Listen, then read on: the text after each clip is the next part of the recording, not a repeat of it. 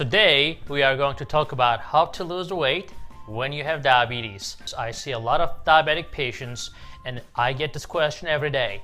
How am I going to lose weight because of diabetes? Am I stuck with this weight gain?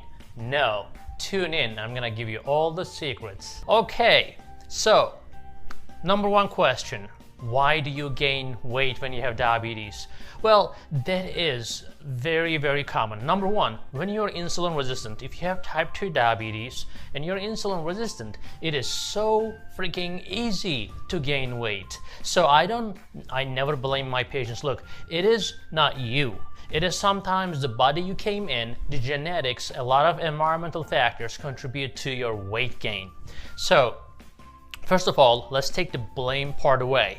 Now, of course, we have to make sure that we concentrate on your diet and exercise, and that's not easy.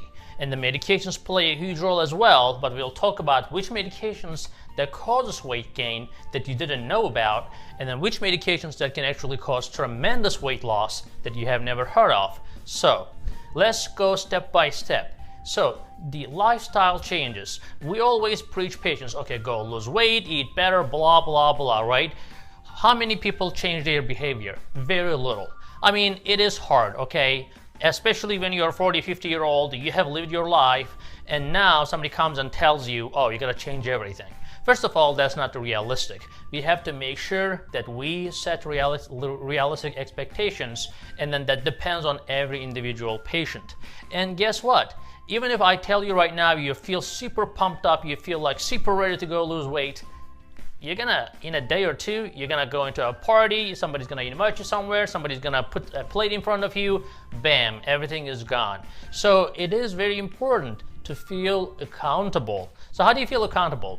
You have to be monitored. Okay, so if a police is monitoring you everywhere, okay, how careful would you be with your behavior? I'm not saying that you're a criminal, but even when you're going, you know, on a road which is 30 miles an hour, most people go 35.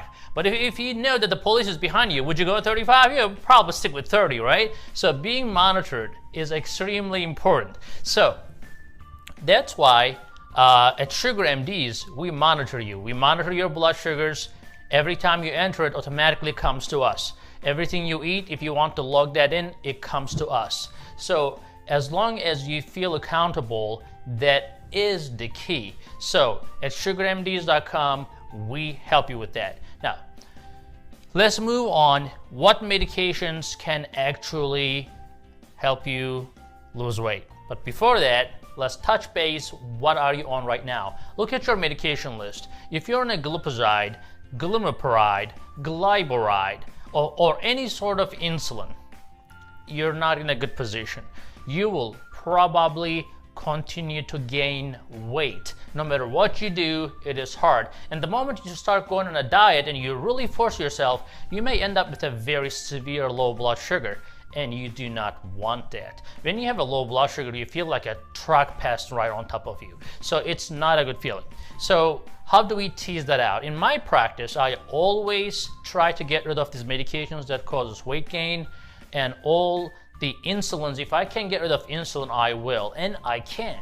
And there are a lot of ways to do that. It's just not easy in a primary care setting. That's why in my specialty practice at sugarmds.com, we always strive to get people off of medications that cause weight gain and all the insulins if possible. And that is possible. Most people think that once they go on an insulin, they're insulin dependent. No, that's a no. You never become insulin dependent unless you're type 1 diabetic, okay?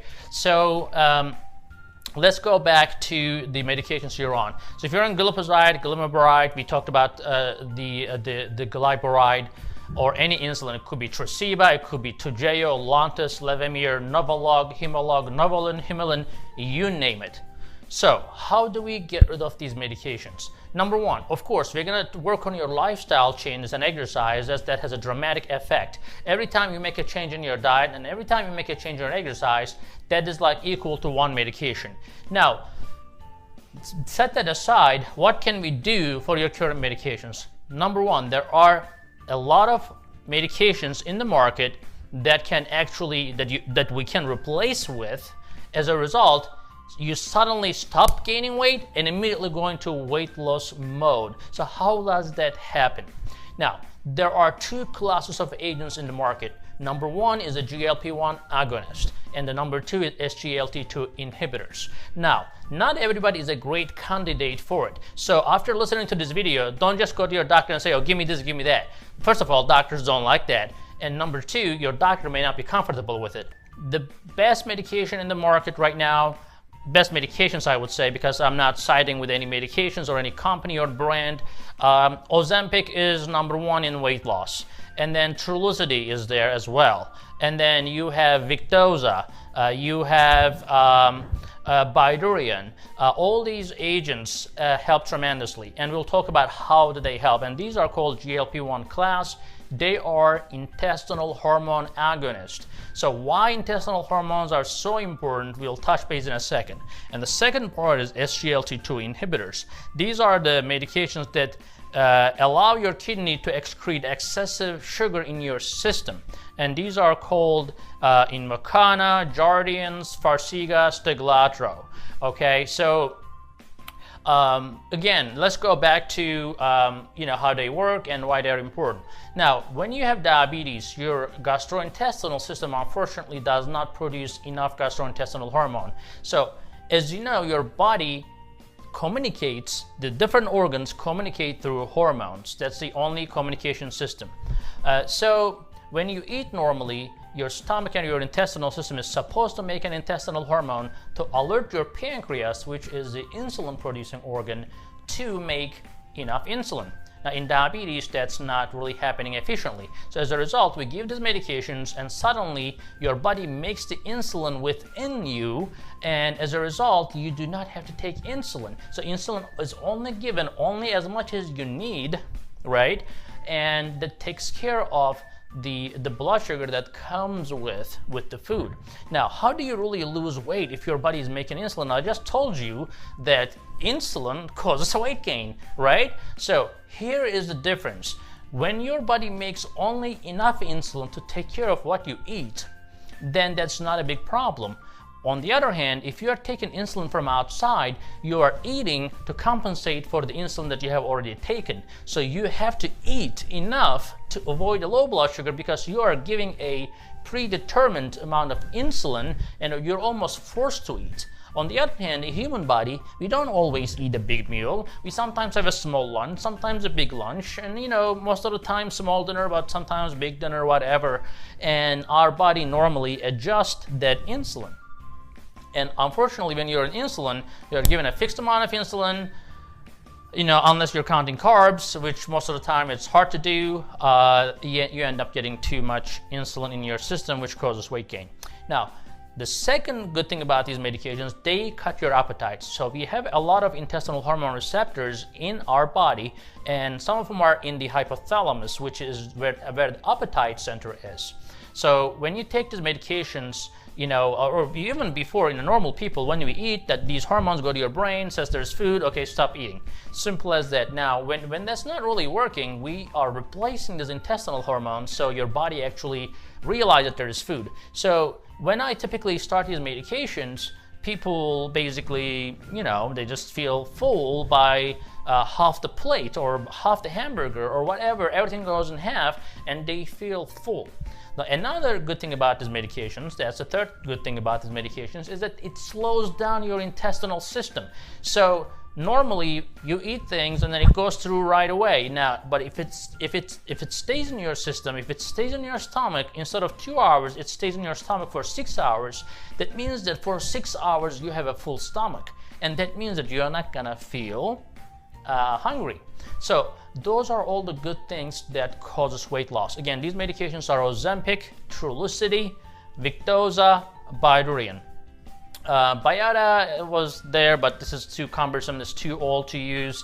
But if you have to use Byada, we can use Byada as well. But again, the most popular ones nowadays are Ozempic and Trulicity. And they're once a week, and they do the wonders. Okay, so the next class of agents are SGLT2 inhibitors, and as we discussed, these are Jardiance, Steglatro, Invokana, and Farxiga. Now, these agents basically they allow your kidney to excrete blood sugar. So normally your kidneys do not want to let the sugars go. Okay, so normally our body tries to save everything. So if you're in a very food deprived area, you don't want to lose anything, right? So our body is designed to save everything. So your kidney will not let sugar go unless you're 220 or 250 in blood sugars, which is too high to begin with. So that's why you will lose weight. If your blood sugars are running 300, 400 all the time, you may lose weight just because your blood sugars are running so high and kidney will start spilling it out after 250. So just because you're losing weight without medications and you have diabetes, that's not a good thing. We call that a wasting because, you know, your body is losing so much sugar, you end up, you know, destroying all your protein and fat as well. However, with these medications in a controllable fashion, when your blood sugars are going about 100, in normal circumstances, you wouldn't urinate that blood sugar. However, on these medications, you know, let's say I brought your blood sugar down to 200, but then you need a little bit more effort to bring the blood sugars down. Now, we can put insulin on and bring your blood sugar down, but then the insulin packs the glucose into fat cells and causes weight gain. On the other hand, we can actually give you these medications, and then what happens mechanically is that this blood sugar is filtered through the kidneys and are not reabsorbed.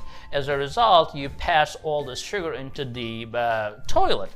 So you can lose 300 calories almost every day. So that's a lot of calories. So a lot of people, for example, overestimate actually how much exercise they do. They go to the gym and they walk like half an hour or for an hour. They just walk. It's not like running or sprinting, and they think that they have lost 500 calories. That's not true. They're probably losing 100, 150 calories, and if they're losing 300 calories an hour, they're doing pretty good. Now think about this. These medications are making you lose 300 calories just by going to the restroom. Now, of course, you need to be drinking more water because the sugar is going to absorb your water as well, so you're going to be going to the restroom more often, so you need to stay hydrated.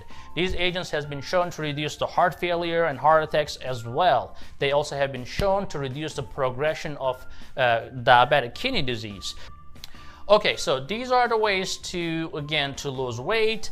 Diet and exercise is very important. Being accountable is very important.